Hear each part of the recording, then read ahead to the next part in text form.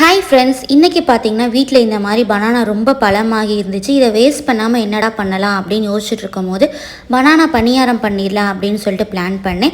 அதுக்கு ஒரு mixie jar எடுத்து 1/2 கப் சுகர் ஆட் பண்ணிக்கோங்க. அதை நல்லா பவுடர் பண்ணி எடுத்துக்கலாம். இது கூடயே பார்த்தீங்கன்னா பனானாவை குட்டி குட்டி பீசஸாக கட் பண்ணி ஆட் பண்ணிக்கோங்க. அதுலேயே பார்த்தீங்கன்னா நான் ஒரு ஏலக்காய் ஆட் பண்ணியிருக்கேன். என்கிட்ட ஏலக்காய் பவுடர் இல்லாதனால நான் ஆட் பண்ணியிருக்கேன். சப்போஸ் உங்கள்கிட்ட இருந்துச்சுன்னா 1/2 டீஸ்பூன் ஆட் பண்ணிக்கோங்க. இப்போ இது மூணையுமே நல்லா கிரைண்ட் பண்ணி ஸ்மூத்தாக ஒரு பேஸ்ட் மாதிரி ரெடி பண்ணி எடுத்துக்கலாம்.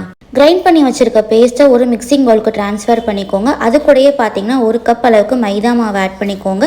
மைதா மாவு யூஸ் பண்ண பிடிக்கலைன்னா கோதுமை மாவு கூட நீங்கள் யூஸ் பண்ணிக்கலாம்.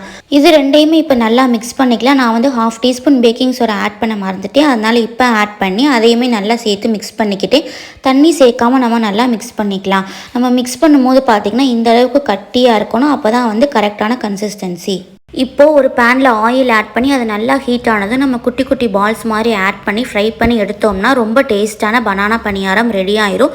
இது பார்த்திங்கன்னா செய்கிறதுக்கு மேக்ஸிமம் 10 to 15 மினிட்ஸ் மட்டும்தான் ஆச்சு.